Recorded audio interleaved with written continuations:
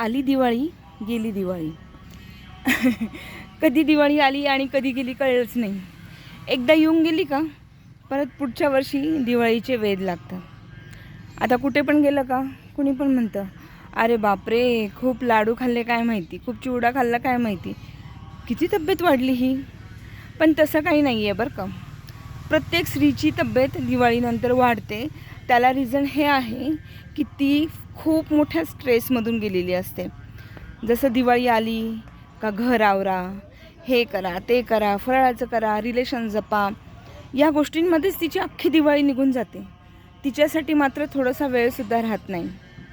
आणि एवढी पळपळ करून, ड्युट्यांची ॲडजस्टमेंट करून, घरची कामं करून ती जेव्हा माहेरी जाते त्यावेळेला मग सगळ्या अपेक्षा तिला आईकडून असतात.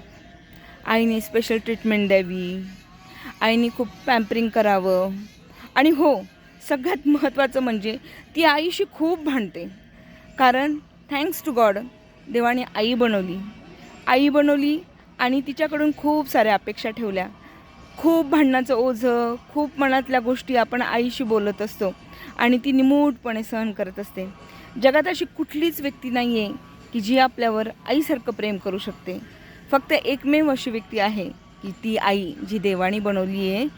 ती आई आपल्या सगळ्या गोष्टी सहन करत असते आणि आपण तिच्याकडून खूप पॅम्परिंगची अपेक्षा करत असतो आणि विनाकारण जुनं भांडणं काढतो आणि तिच्याशी भांडण करत बसतो. खूप भांडतो. काय त्यात समाधान असेल माहीत नाही.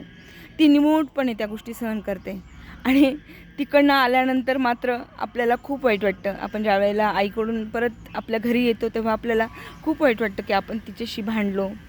पण ते आपसुकच होत असतं आणि मग इकडे आल्यानंतर परत आपल्या ड्युट्यांची रेलचेल, परत आपल्याला आपल्या बॉसकडून बोलणं येतं की हां, आता बस झाल्या सुट्ट्या, भरपूर मजा केली, आता कामं करा.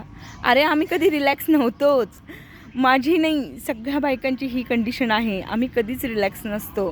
आम्ही कामच करत असतो. आम्ही तेव्हाही काम केलं, आम्ही सुट्टीला घरी होतो तेव्हाही काम केलं आणि आत्ता परत काम करणार आहोत.